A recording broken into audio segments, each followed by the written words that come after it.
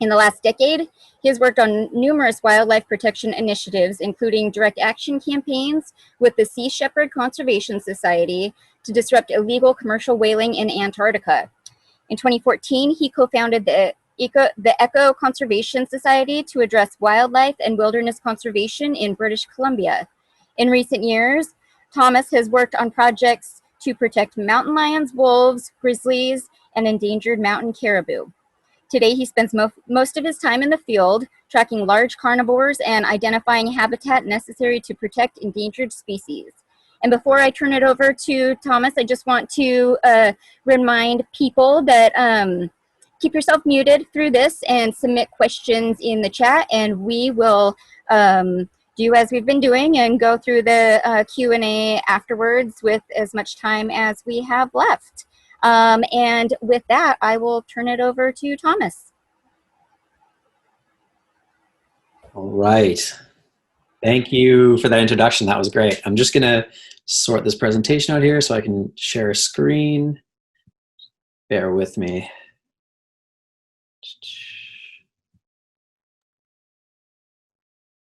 All right.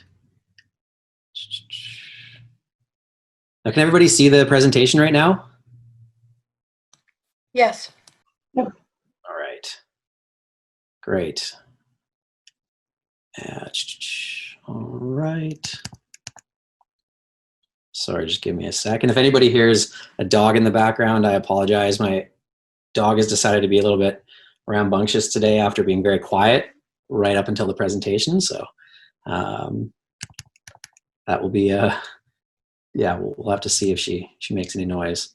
And so folks can see the presentation. They can't see any notes or anything like that. Is that correct? That's correct. Perfect. All right.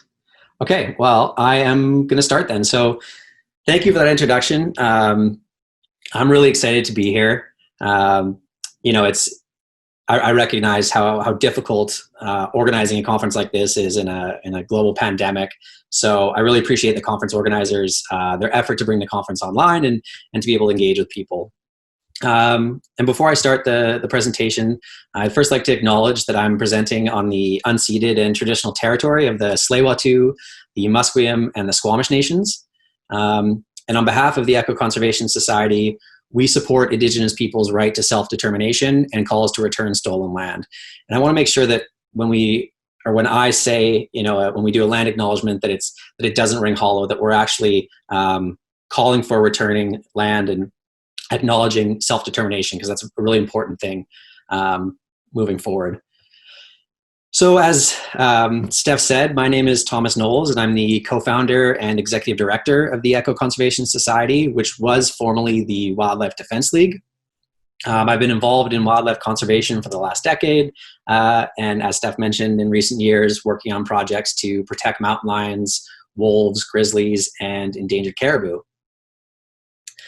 The Eco Conservation Society is a grassroots organization dedicated to wildlife and wilderness conservation in British Columbia. Our work is built on 4 pillars: research, coexistence, fieldwork, and community engagement. We fund research related to our initiatives and offer field support, where we specialize in tracking and camera trapping. We believe by supporting research efforts, we can aim to help advance conservation measures throughout British Columbia. We promote coexisting with wildlife through education and outreach efforts. As people increasingly encroach on wildlife habitat, coexistence offers a solution to human-wildlife conflict. We put boots on the ground to shed light on issues facing wildlife and wilderness. And this includes documenting species through remote trail cameras and tracking, as well as monitoring the impacts of industry on endangered species habitat. And we use reports, social media, presentations, and events like this to educate and inspire people to take action for conservation in British Columbia.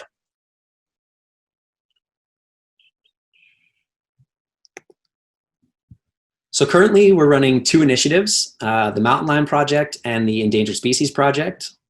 In British Columbia, mountain lions are very underrepresented in large carnivore conservation. So the project itself seeks to improve management of the species through the funding of research, coexistence programs, and advocacy and education efforts. Most people don't know that British Columbia also has 1,800 species and subspecies at risk but lacks an endangered species law. So our endangered species project seeks to secure protections for endangered species through legislation.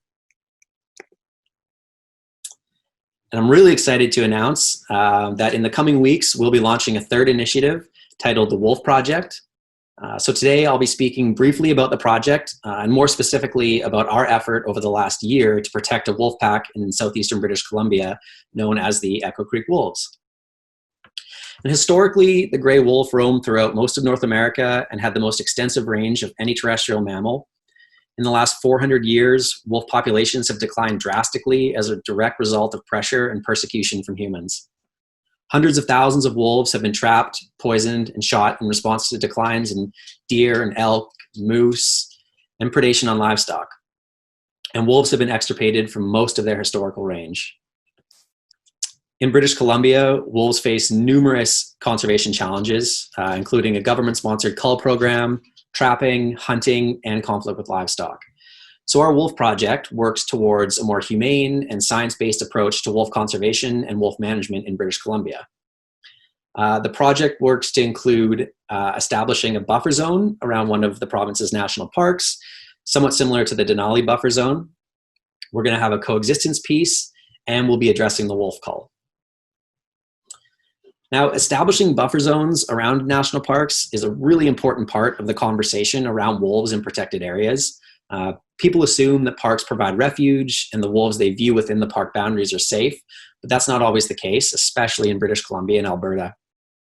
Parks are often too small to protect these wide-ranging large carnivores, so wolf packs and individual wolves are at risk as soon as they leave park boundaries, and in many cases, they end up shot or trapped. And we've spent the last 2 years tracking and camera trapping mountain lions adjacent to this national park in southeastern British Columbia. And in that time, we've hiked and snowshoed countless miles, captured some pretty incredible footage along the way. And I apologize, this footage may lag a little bit, but it's pretty incredible.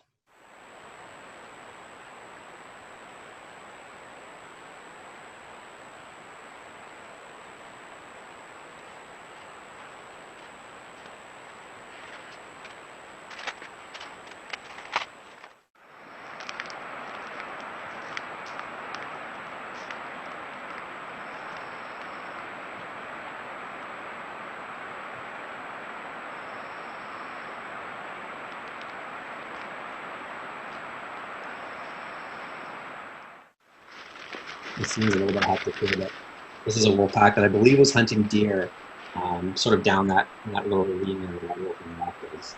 You can see the wolf in the top corner as well, and pretty neat footage.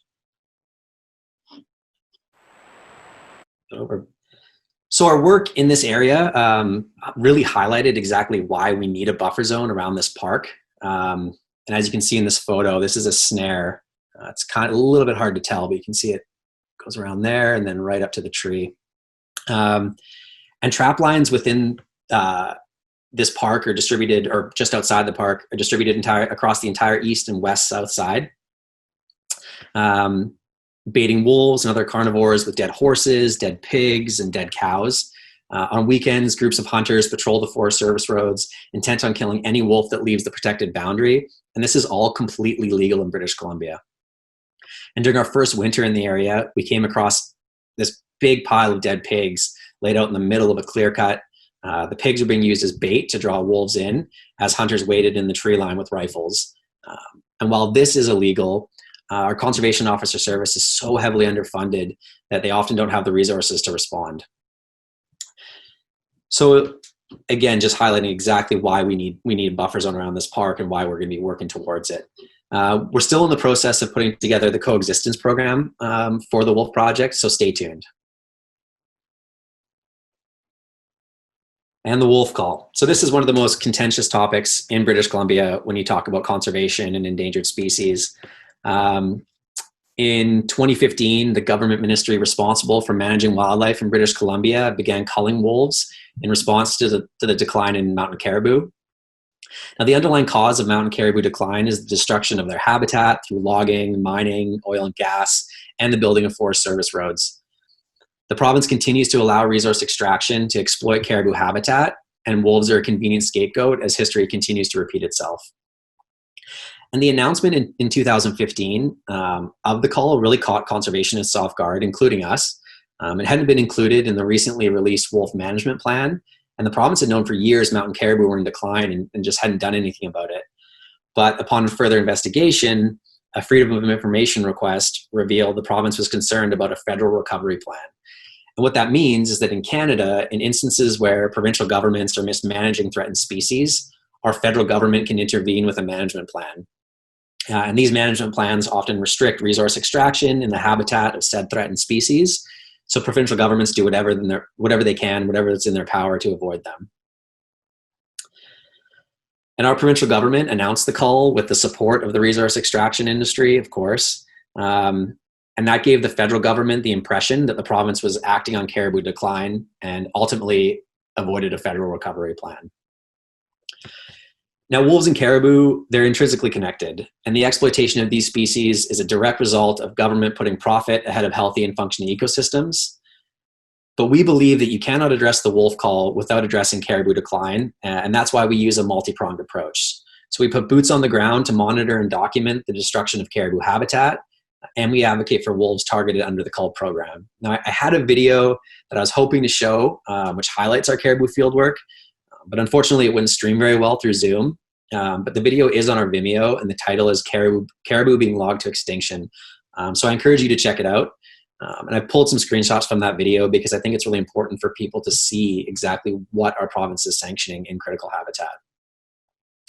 So you can see here, this is a newly carved road right into the habitat of an endangered herd. This is one of the healthier endangered herds in the province, and yet our government is allowing clear cutting. This next photo, you can see, clear cut on the right side, caribou forest on the left side, and just to get some scale here, you can see that that's our vehicle right there. So it was a massive, massive cut. And this was just a little bit further up the road. You can see that over the last 20 years, they've been cutting across the caribou range, and it's been very devastating for the herd. And then photo of a caribou. I feel like sometimes it's important, well, quite often it's important to remember what we're trying to protect. So this photo is by Dave Moskowitz, and Dave's been a supporter of ours. He's a colleague and a friend, and someone who's worked very hard on mountain caribou conservation, in the last 10 years. He's based out of Washington State, and so I imagine some folks here know Dave or know of Dave, and I would encourage you to follow his work moving forward. So yeah, I'm really excited about the Wolf Cull project and the Wolf project in general, because I believe that we're building a strategic initiative that encompasses a broad range of issues impacting wolves in the province. So stay tuned for that launch. Okay, now this is the presentation. This is what I wanted to speak to folks about today, which is tracking the Echo Creek wolves, our work to protect a wolf pack in British Columbia. So this photo is I like to call it in the Valley of the Wolves, after the Yellowstone documentary, but this is a valley in British Columbia where the Echo Creek wolves called home since at least 2016. And so for the past 5 years, we've been working to address the cull using a diversity of tactics, including an undercover investigation, exposing the use of Judas wolves, whereby government contractors tranquilize wolves and fit them with GPS collars. When these wolves return to their packs, the same contractors return and shoot the entire pack, leaving the collared wolf alive. And this process is often repeated year after year as the wolf finds a new pack. And since the cull began, over 1,000 wolves have been killed. Last year alone, almost $2 million was spent on the program. And while that many wolves being killed it's offensive and it's unjust, we often found that what was lost in those numbers were the stories of individual wolves and their packs. So last year, we decided to change that. And in the summer of 2019, the Eco Conservation Society discovered the province intended to cull wolves in the central Selkirk region as part of the government-sponsored program to recover endangered mountain caribou. So we deployed a team to the region immediately and established an initiative to protect these wolves. The best available science suggested wolves were not the primary predator for caribou in the central Selkirk. And according to the draft management plan, for the endangered herd, which was made by the province, there was no evidence to suggest wolves have predated on caribou in the region, despite overlapping in territory. Now, the Echo Creek wolves weren't really a cohesive pack. They often traveled separately. We never found a kill made by the pack, and more often than not, their scat contained evidence of small mammals, deer, and fish during the fall. But we may never really know why they weren't hunting caribou. So using remote trail cameras and tracking, we began building data on these wolves. Our preliminary research suggested the pack consisted of 5 members, 3 males, 1 female, and 1 wolf of an unknown sex. And we documented them traveling together at times, but more often than not, the alpha male and the alpha female traveled together, while the other 3 members traveled separately and alone. And we named the pack the Echo Creek Wolves after the territory in which they occupied. We named the alpha male Ice and the alpha female Aurora. The 2 subordinate wolves, who were males, we named Apollo and Ghost, who unfortunately we never captured on camera. And the wolf of an unknown sex, we named Scout.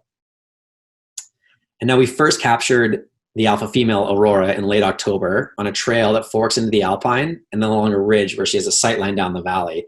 And this ridge was well used by other large carnivores, including mountain lions and grizzlies. But most notably, there were deer, and that's what she was primarily hunting.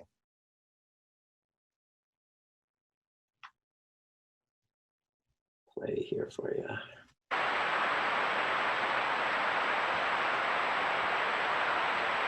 You can see she's a little bit cautious of the camera.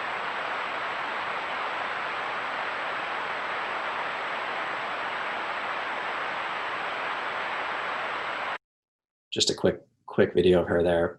But really special because that was the first footage that we captured of the Echo Creek wolves. And by this time, we were making trips into the valley on a regular basis to track these wolves, to check trail cameras and establish additional camera traps. In early November, after a night of really solid rain, these are the photos you can see, we cut wolf tracks in the mud on a Forest Service road and followed them through really dense old growth down to a sandbank along the river, which was teeming with spawning kokanee salmon. On the sandbank, there were grizzly tracks, black bear tracks, a ton of wolf sign, including scat filled with the bones of salmon. So we decided this would be a good place to set up a camera. Drove it into the ground with a thick piece of wood. And for anyone who has experience setting camera traps in bear country, you'll understand why we had to secure the camera so well. Bears, and especially black bears in my experience, are keen to do whatever it takes to rip apart your camera. So you can see here just the thick stick and really wrapped it around there as much as possible. And in mid-November, we returned to check the footage, and thankfully the camera was still standing. And as it turned out, the sandbank was being frequented by a few different grizzlies, including a mother and cubs who I've bumped into a handful of times over the last couple of years, including last month when I spent the day tracking them.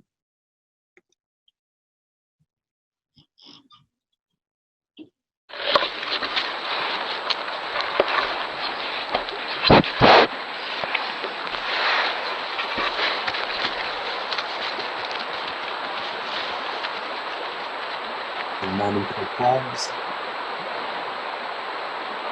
and then this big male.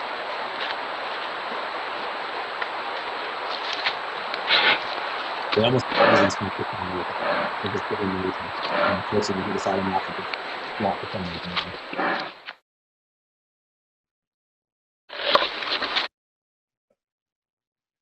But most importantly, on this sandbank, we managed to capture Aurora again, and that helped us establish an idea of the route the pack was using to patrol their territory.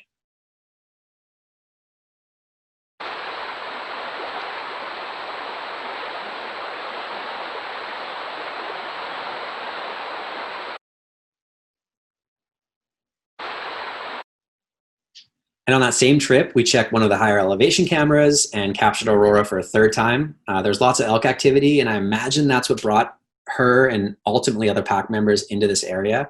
Oftentimes we'd see elk rubbing on the that log down there and a couple other branches you can kind of see sticking out, and they'd be feeding as well. So there was quite a bit of activity, and it made sense why they brought the brought wolves into the area. You can see she's always on the move and always patrolling the territory. And again, very special to be able to capture her on camera. So at the end of November, we made another trip into what looked like a very different valley. Winter had arrived, and as you can see from the photos, how different the sandbanks look. And by this time, bears were in their dens, and the only tracks we found on that sandbank were that of a wolf. And for the first time on camera, we captured Scout, one of the subordinates.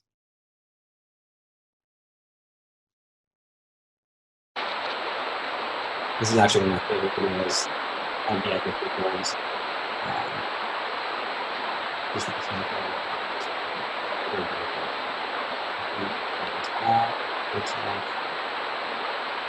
What we think is they'd actually just been swimming in the river, so a little bit red as well.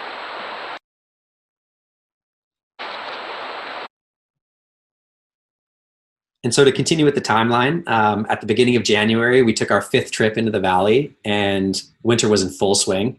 There's about 5 feet of new snow since our last trip, and as you can see from this photo, the hiking excursions from the fall turned into longer and far more difficult snowshoe excursions.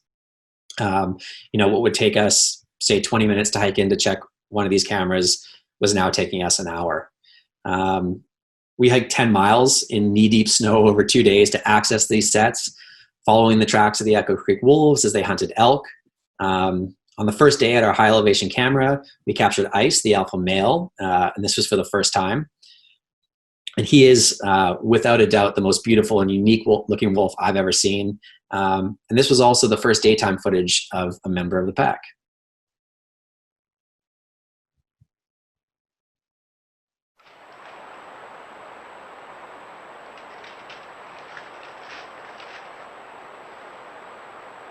You can see, and I find wolves more than any other animal very cautious of trail cameras, even though, in the day there's just no light, reflection, still very cautious. And these wolves are quite heavily persecuted as well. There's traps in the area, and hunters were often in the area as well. So I imagine they've been shot at before, and possibly seen members of older packs been trapped. But on the second day of this trip, we cut the tracks of 2 members of the pack directly to one of our trail cameras that had been buried by a month of snow. And what we found on this camera left me speechless.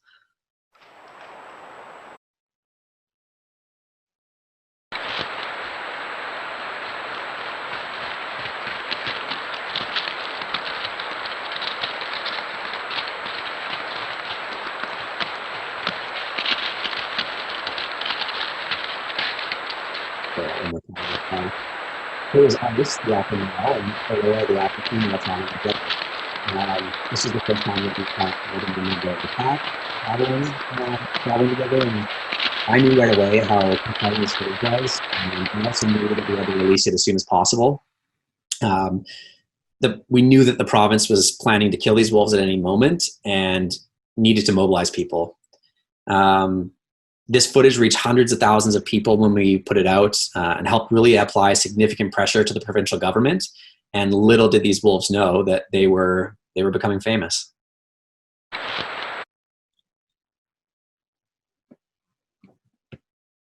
And for the first time in my life, I had the privilege of getting to know a wolf pack. I knew where and what they hunted. I knew the game trails they followed. I knew where they liked to bed down. And yeah, I mean, it was an incredible experience. And, I got to hear them howl. It was phenomenal. And the more time I spent with them, the more I became committed to protecting them. And even today, I still find myself going through photos of their tracks and rewatching trail camera footage, because if I'm being completely honest, I sincerely miss these wolves. And it pains me to say that this is what I believed was the last known footage of what was the Echo Creek wolves.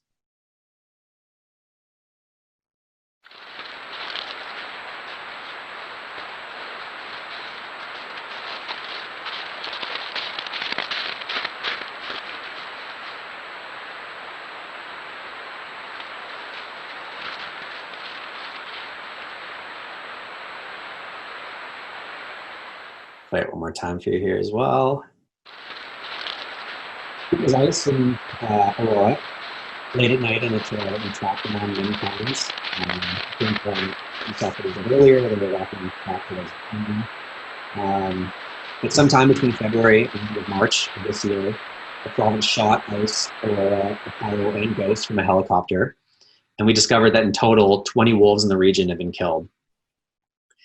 And the tragic ending for the Echo Creek wolves is one that's told across British Columbia as countless packs are killed in the name of caribou conservation. You know, a program which has failed to adequately address caribou decline and left over 1,000 wolves dead. And today, the remaining habitat for mountain caribou is being clear-cut as the government continues to delay meaningful action to conserve the endangered herds. But far too often, stories of well-known wolves end in tragedy. So I do want to leave you with a bit of hope. In May of this year, I hiked into our trail camera set to change out batteries and pull some of the footage, you know, hoping to get grizzly bears and mountain lions and black bears and so forth. And by this time, grizzlies and black bears were emerging from their dens. We captured numerous videos as they roamed the same trails used by the Echo Creek wolves. And as you can see from this sandbank here, there's tracks of grizzly bears there and black bears and elk, and I think there's some deer tracks and maybe some coyote tracks as well. So anyway, so I got to the trail camera, started scrolling through the footage, and on the tiny camera screen, something caught my eye, and it was too far in the background to tell whether it was a coyote or a wolf, but it was definitely a canid. And I knew that from my time in the valley that coyotes were rare, especially at the elevation where this trail camera was set. So I know you're not supposed to, you know, run or make sudden movements in grizzly bear country, but I went full speed with this SD card back to the cabin, running down a hill, plugged the SD card into my computer, and this is what I found.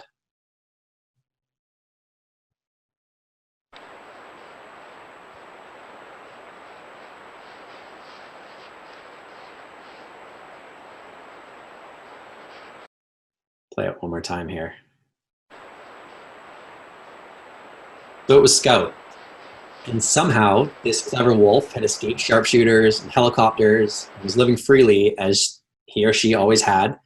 And the thought of knowing that this wolf was without its pack was devastating to me. But I knew that he or she had traveled independently quite often and, you know, knew that they would be able to survive. And I can say that I was ecstatic that they were alive. And now I can't help but think of that classic Earth First image of a wolf on a bulldozer. And I like to picture Scout standing on top of a helicopter.